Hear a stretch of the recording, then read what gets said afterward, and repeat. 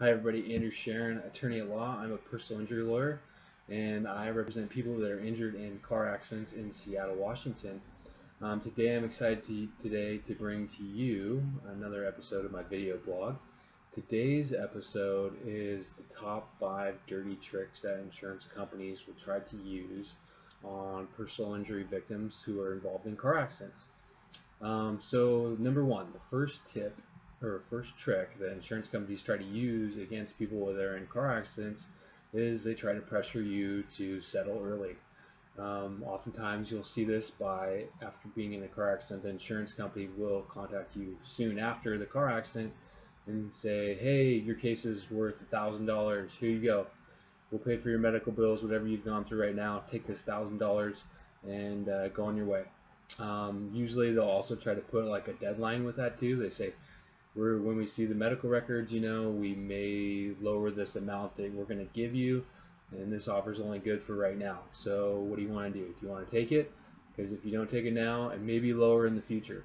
So that's the number one trick that they try to use on people that try to handle their case themselves. The next trick that they try to do is they try to diminish your injuries. They try to say that, oh, your injuries aren't that bad, they're just soft tissue injuries, you only went to the chiropractor, here's $1,000. Go on your own way, we'll pay for your medical bills, here's $1,000 in your pocket, your injuries aren't that bad. And they often combine this trick with their first trick too and try to get on you early. So like after 2 chiropractic visits, they say, oh, soft tissue injuries, take $1,000, you're good to go, right?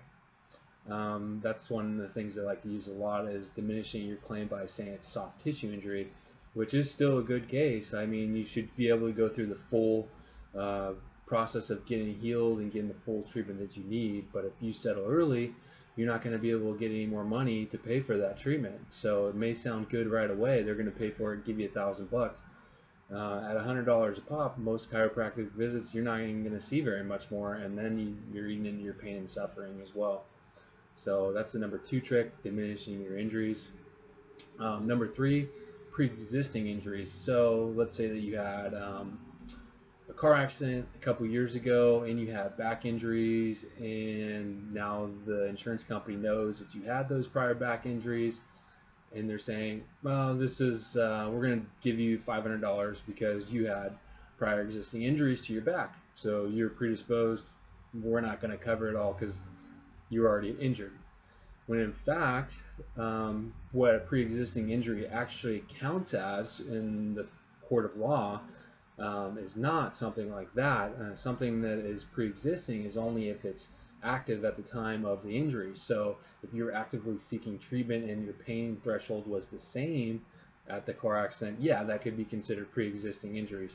But if you weren't seeking treatment for a period of time before that and you weren't feeling any pain in that meantime either, those are no longer pre-existing injuries and those don't count. So the insurance company will try to use that against you, but in reality, it's not going to fly. It doesn't work.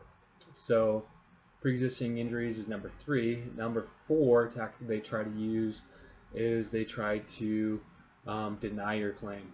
Oftentimes they'll say, oh, this isn't a good case, we're going to deny it, we're not at fault, our insured wasn't at fault for causing the car accident, we don't think your case is worth anything, we're saying no. And so they'll just kind of blackball you in a little ways, and they'll just say, no, we're not giving you any money, no, we're not going to do anything, you don't have a good claim, go your own way. And they just hope that you're pressured into thinking, yeah, that may be true, they have the money, they have all the power, I'm not going to do anything about it, I'm just going to walk away.